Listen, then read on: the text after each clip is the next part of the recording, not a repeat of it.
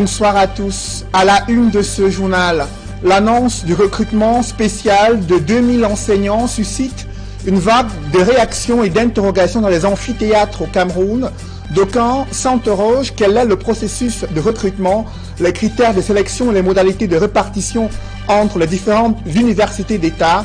Face aux inquiétudes des syndicats, le gouvernement s'explique en ouverture de ce journal. À une semaine de la conférence générale anglophone prévue à Buea, des menaces de mort contraignent le porte-parole de cette conférence anglophone à démissionner. Simon Munzu n'est plus le porte-parole. Néanmoins, l'archevêque émérite cardinal Christian Toumi maintient l'organisation de la conférence. Vous l'écouterez dans ce journal. Le climat socio-politique prend d'autres couleurs au Gabon au regard des zones d'ombre qui entourent la santé du président Ali Bongo Ondimba. Éclairage et explications à suivre dans la page internationale du 20h.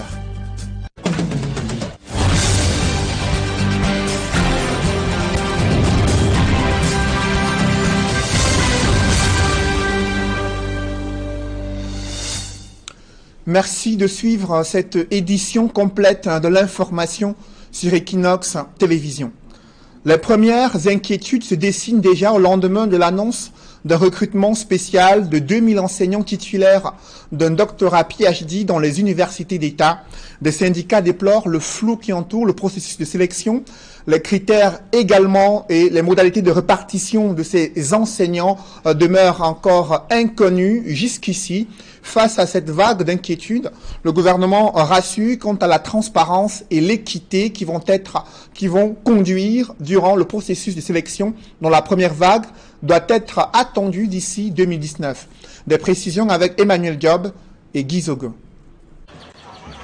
2000 enseignants supplémentaires pour les universités d'État du Cameroun. C'est la substance de l'autorisation spéciale du président de la République qui vient de décider du recrutement de titulaires du doctorat ou du PhD. Pour le ministre de l'Enseignement supérieur qui s'exprimait au cours d'une conférence de presse à Yaoundé, il n'y a pas de doute que Paul Biya se montre à la hauteur des préoccupations des universités publiques au Cameroun. Dès lors, a poursuivi le ministre de l'Enseignement supérieur, au plan pratique, ce recrutement sera étalé sur 3 années et sera implémenté selon les règles en vigueur dans l'enseignement supérieur au Cameroun. Il s'agira de recruter 1000 assistants en 2019, 500 en 2020 et 500 en 2021, ce qui permettra de porter à 6000 le nombre de personnels enseignants en service dans les universités du Cameroun. Cette opération, ajoute le ministre de l'Enseignement supérieur, se voudra adosser sur la méritocratie et couronner de succès à son terme. Nous allons veiller et faire en sorte que cette opération soit couronnée de succès et ne soit pas entachée de la moindre subjectivité, du moindre népotisme, parce que nous aurions alors failli à notre devoir. Du côté du syndicat national des enseignants du supérieur, SINES, on accueille favorablement la mesure du chef de l'État, tant qu'elle permet de soulager la charge du travail des enseignants, tout en soulignant que le ratio étudiants-enseignants reste faible dans les universités d'État au Cameroun. Le ratio est faible, parce que si on s'en tient aux normes de l'UNESCO, on devrait avoir un enseignant pour 50 étudiants. Mais on est très loin de cela. 2000, c'est petit, mais c'est déjà quelque chose. Il faut savoir déjà accepter ce que l'on a. Parce que si on pouvait recruter les 2000, vraiment, la tâche serait un peu allégée. En outre, le SINES met en exergue le peu de précision sur l'agenda de ce recrutement. Pour nous, le seul bémol, c'est que ça s'étend sur de longues années. C'est-à-dire, on nous dit sur 3 ans, on nous dit 1000 en 2019. Quand effectivement en 2019, 500 en 2020, 500 en 2021. Pourtant, nous croulons sous le poids du travail. Vraiment, il faut que ce soit accéléré. Sur d'autres points, notamment l'autonomie des universités d'État et par ricochet la politisation de celles-ci, le ministre de l'Enseignement supérieur a reconnu d'une part que les universités d'État ne sont pas autonomes financièrement et s'est défendu de toute politisation de celles-ci par le pouvoir. Inscrit au programme en classe de 5e, le fameux livre de sciences refait parler de lui. Après la pression sociale, le gouvernement exige la suppression du chapitre controversé sur les pratiques sexuelles déviantes. Près de 8 pages doivent être supprimées de ce manuel scolaire. Plus de détails avec Élisée Bogba et Marcelin Gansop. Juste un peu de patience et elles seront désormais introuvables. Les pages 61 à 68 du livre de sciences de 5e. Il s'agit des pages du module 4 intitulé « Éducation à la santé de la reproduction » et dont le contenu a choqué plus d'un parent. Le ministre des enseignements secondaires vient de décider du retrait du livre à problème en vue de la suppression des pages querellées. Cette décision de Madame le ministre des enseignements secondaires est la preuve que le gouvernement n'est pas autiste, que le gouvernement non plus n'a pas comploté contre sa propre jeunesse. Parce que selon ce qui a été dit par quelques-uns, c'était qu'il y avait des lobbies qui faisaient pression et que le gouvernement avait les mains liées. Et que c'est pour ça qu'il restait sourd. La deuxième chose qu'il faut dire, c'est que sur le plan pratique, c'est une décision appropriée. Parce que comme on l'a démontré, le module 4 existe dans tous les manuels de la classe qui ont été soumissionnés. Donc remplacer le manuel par un autre manuel n'aurait pas réglé le problème. La décision du MINESEC est d'autant plus salutaire qu'elle est d'application facile, en même temps qu'elle ne souffre pas financièrement l'éditeur, encore moins les parents d'élèves qui, pour certains, avaient déjà acheté le livre en question. Le délai pour produire, imprimer et commercialiser un livre, c'est 5 mois, selon le décret du Premier ministre qui organise le conseil.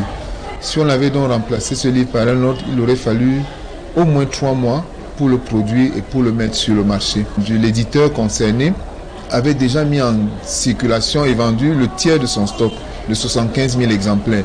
Il aurait fallu rappeler les 25 000 en circulation, remplacer les livres ou dédommager les parents. Et on aurait mis à la poubelle des livres qui ont une centaine de pages et où il y a un seul module. C'est un peu comme si vous mettiez un cajot de tomates à la poubelle parce qu'il y a une tomate qui est avariée ou dont vous ne voulez plus dans le cajot. La balle est donc dans le camp de l'éditeur qui doit parer au plus pressé afin que l'excellence en sciences de la classe de 5e, dans sa version revue et corrigée, soit disponible le plus tôt possible. L'éditeur va mettre au début de l'ouvrage, sur une des pages de garde, une notice pour expliquer pourquoi le livre est amputé d'une de ses parties. Voilà techniquement ce qui va être fait. Et les parents qui ont déjà le livre peuvent procéder à la même opération. Le seul désagrément que cette option pose, c'est qu'on va perdre la linéarité des pages du manuel. Donc on va passer de la page 60 à la page 69. Mais c'est un moindre mal parce que vous voyez bien le coût que ça aurait représenté, alors que supprimer les pages nécessite simplement des frais de manutention. Voilà, dans une situation de crise, la décision qui a été prise et qui me semble à la fois techniquement, économiquement, politiquement viable. Ainsi s'achève ce qui convient d'appeler l'affaire du livre d'excellence en sciences, classe de 5e. Un livre considéré par certains comme faisant l'apologie de l'homosexualité et le culte de la pornographie et de la débauche sexuelle. La suppression du module querellé met en principe un terme à la polémique. Au-delà de l'arbitrage du gouvernement, cette controverse autour d'un programme scolaire appelle à une révision des contenus élaborés et sélectionnés selon des critères plus objectifs. À ce sujet, je vous propose d'écouter le professeur Marcelin Vundaitoa, secrétaire permanent du Conseil de l'agrément du manuel scolaire au Cameroun. La principale leçon, c'est que la communauté éducative doit mener des actions inclusives. Parce que jusqu'à présent, certains acteurs de cette communauté, les enseignants notamment, qui ont réfléchi à ce programme, pensent que en réalité, le problème de fond demeure. Les enfants sont exposés à des pratiques sexuelles déviantes et il faut trouver le moyen de les alerter. Peut-être les mots ont choqué, peut-être l'approche n'a pas été tout à fait convenable, peut-être n'a-t-on pas pris l'avis de toutes les parties prenantes, mais je continue à dire que dans l'élaboration des programmes, dans leur validation et même dans l'évaluation des manuels, il y a des représentants des associations de parents d'élèves.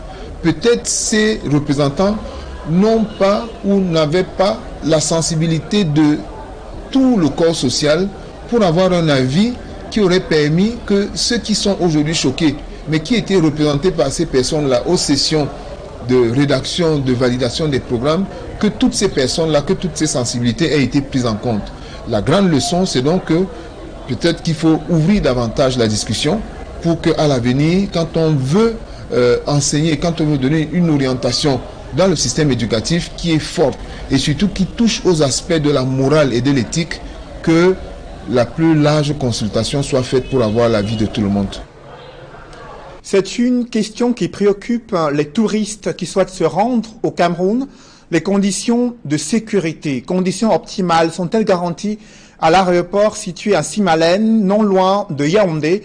L'ambassade des États-Unis au Cameroun qui dénonce des insuffisances et des conseils aux compagnies et ressortissants américains d'effectuer des voyages à partir de cette plateforme portuaire.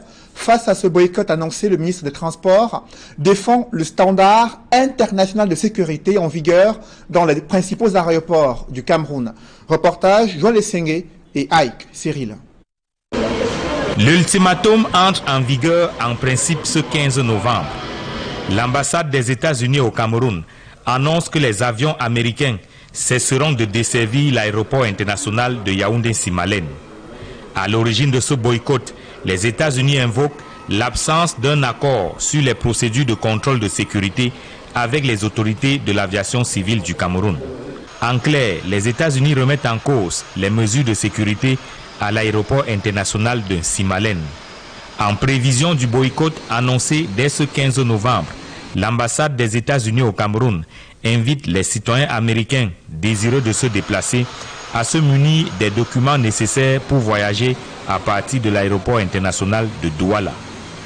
En réponse à l'alerte lancée par les États-Unis d'Amérique, les autorités camerounaises réagissent par la voix du ministre des Transports.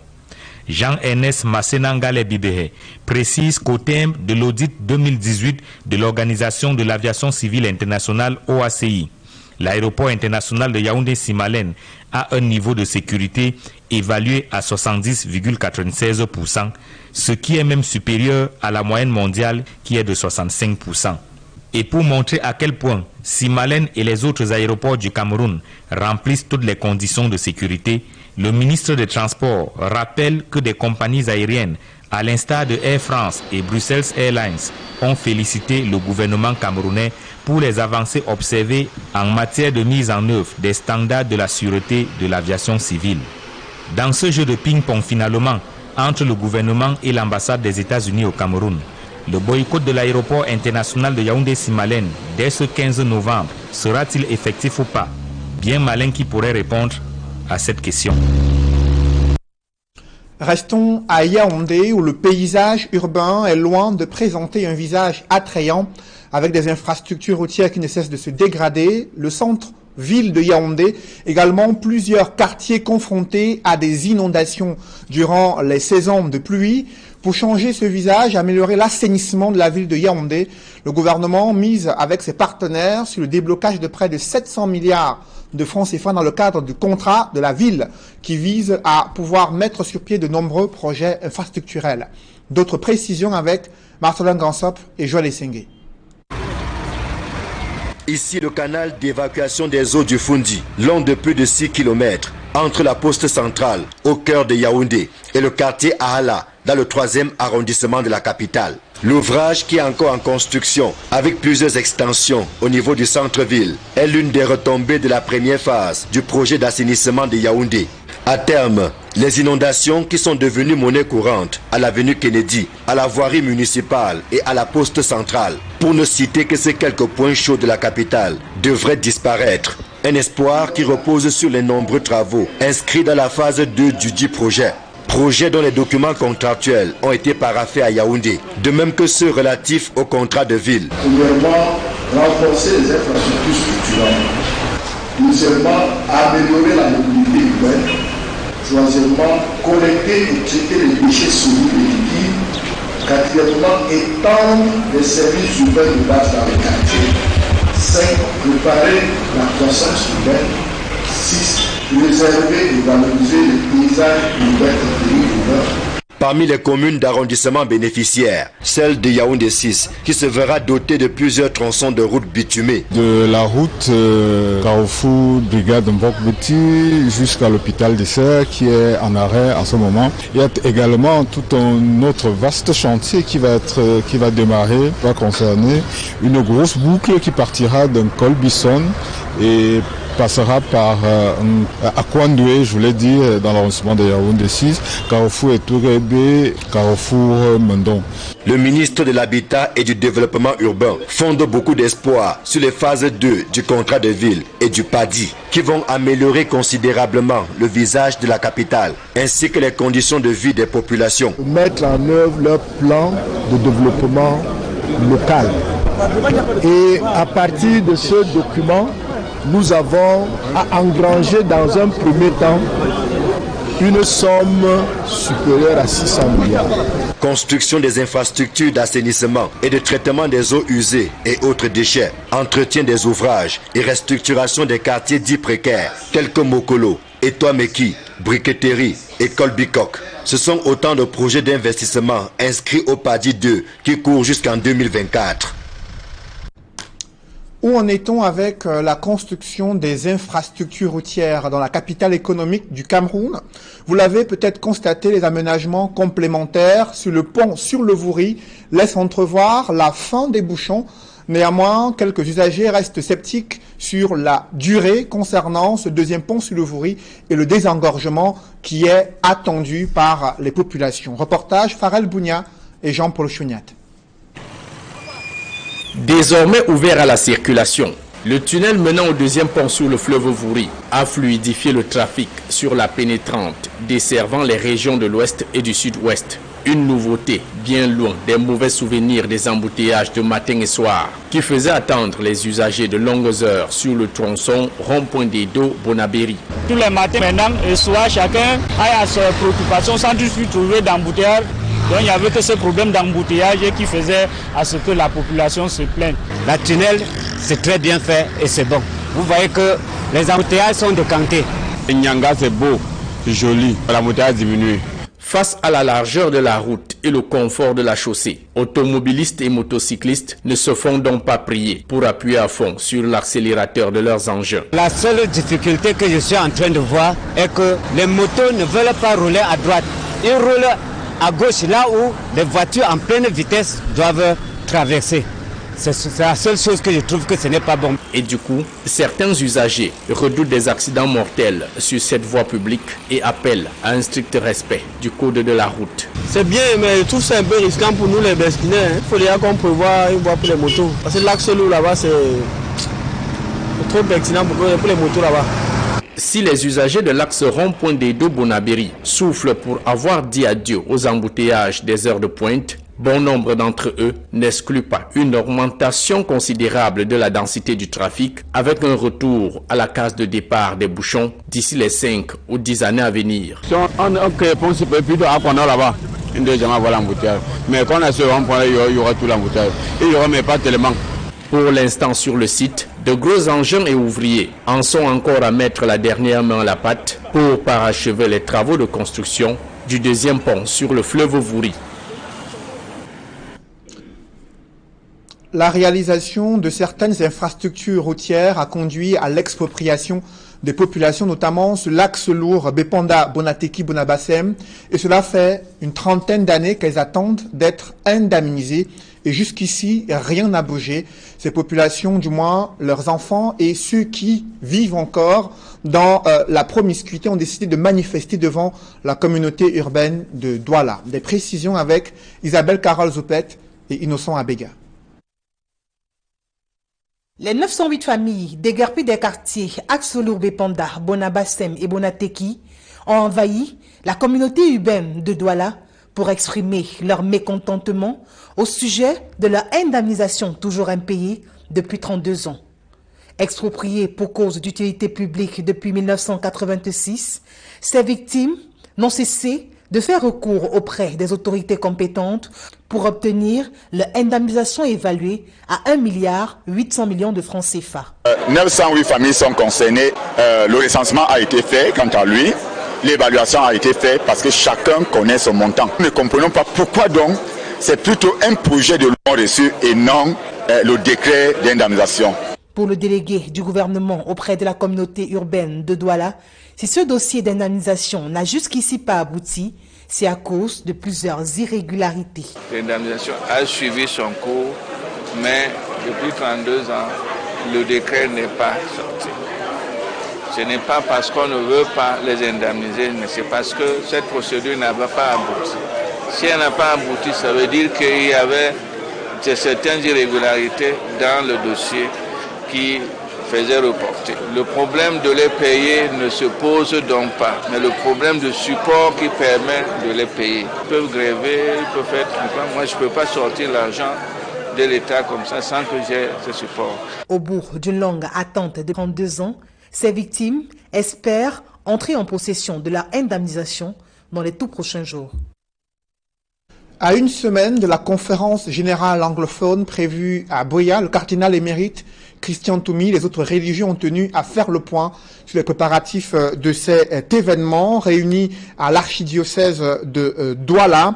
Ils sont revenus sur les modalités, les objectifs de la conférence générale anglophone. Le cardinal Christian Toumi qui a fait une communication face à la presse, qui a évoqué la quintessence des travaux de Buea, également dessiné les différentes attentes de la part des participants à cet événement. Je vous propose d'écouter le cardinal Christian Toumi. Nous cherchons, n'est-ce pas, à répondre à une question. Quelles sont les causes de la situation actuelle au Cameroun anglophone? Quelles sont les solutions possibles à ces problèmes? La situation de guerre actuelle est en effet, et si les causes ne sont pas éliminées, les effets vont continuer à se reproduire. Après Buea, nous irons à Yaoundé pour proposer, pour donner au président. Voilà les fruits de Buea. Et notre travail sera c'est une personne de ressources. Il a une richesse de situations sociopolitiques, de problèmes sociopolitiques dans notre continent. Il nous a dit à Yaoundé que parce que les Ambazoniens veulent le tuer, il ne serait pas à Buea. Il nous a dit ça hier. Je ne suis pas d'accord avec lui, mais c'est sa décision passée. Un homme de ressources. Il était, mes chers enfants, le secrétaire adjoint des Nations Unies. Et il a participé dans les problèmes similaires dans les autres pays africains. L'autre jour, il était au Mali. Parce qu'il est toujours, malgré le fait qu'il soit à la retraite, il est toujours un consultant des Nations Unies. C'est nous, les Camerounais, qui ne connaissent pas les valeurs, la richesse de notre pays, richesse en personne. Ouais. Mais lui-même a dit qu'il ne veut pas risquer sa vie. Sa femme et les enfants, et ses grands-enfants sont encore là aux États-Unis. Et lui-même m'a dit, devant les autres convenants, les gens qui proposent cette rencontre, que lui-même ne sera plus à Buea. Vous venez de suivre son éminence Christian Cardinal Toumi, archevêque émérite de la ville de Douala, qui revient sur les menaces de mort qui planent sur Simon Monzou, qui était jusqu'ici porte-parole de la conférence générale anglophone. Il a été contraint de démissionner à la suite de ces menaces de mort. Il sera remplacé par Eli Smith, qui assure désormais ce rôle de porte-parole de la conférence générale anglophone. C'était des précisions données par son éminence Christian Cardinal Toumi. Parlons à présent du climat sociopolitique qui prend d'autres couleurs. Au Gabon, depuis quelques semaines, les populations peinent à avoir des nouvelles concrètes sur la santé du président Ali Bongo Ondimba. L'opposition est montée au créneau pour demander des clarifications. La présidente de la République qui communique régulièrement, mais ces communications sur le bulletin de santé du président Ali Bongo Ondimba restent insatisfaisants selon l'opposition. Du coup, le climat sociopolitique semble être tendu depuis quelques jours au Gabon. Des précisions avec Éric Martial Ndjomo. Le porte-parole de la présidence gabonaise se veut rassurant.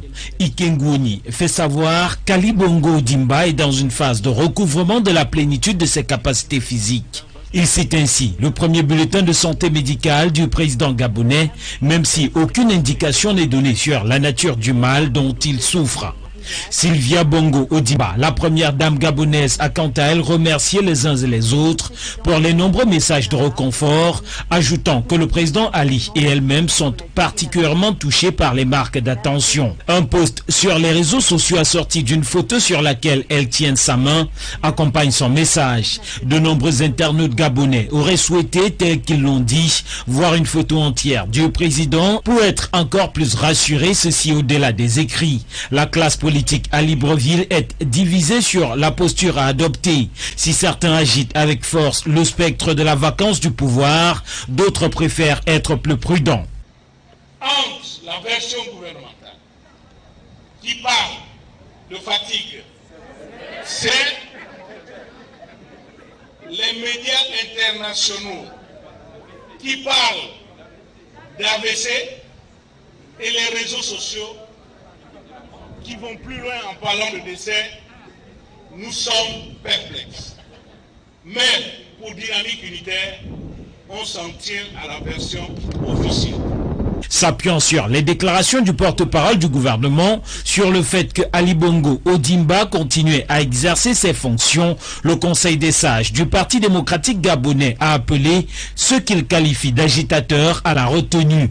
Ceux qui évoquent malencontreusement la question de la vacance du pouvoir savent très bien qu'elle n'est nullement à l'ordre du jour, dans la mesure où le caractère d'empêchement définitif qu'elle sous-tend n'a été établi ni par le corps médical de l'hôpital royal, ni encore moins par la Cour constitutionnelle. Dans les rues du pays, les populations, pour la plupart, attendent le retour du président Ali Bongo Ondimba, qui, comme tout être humain, le rappelle-t-elle, peut tomber malade. Il a besoin de repos. Moi, je me dis qu'on nous cache les choses et qu'il fasse la lumière sur tout cela, parce qu'on ne peut pas être dans un pays de droit et ne pas être en mesure de dire qu'est-ce qui se passe. Il faut qu'on nous dise, parce qu'on ne voudrait pas être surpris. Quand je vois mes voisins, ils ont commencé à acheter des sacs de riz. Il est malade. C'est pas qu'il est mort. Ce que les gens sont en train de dire, c'est faux.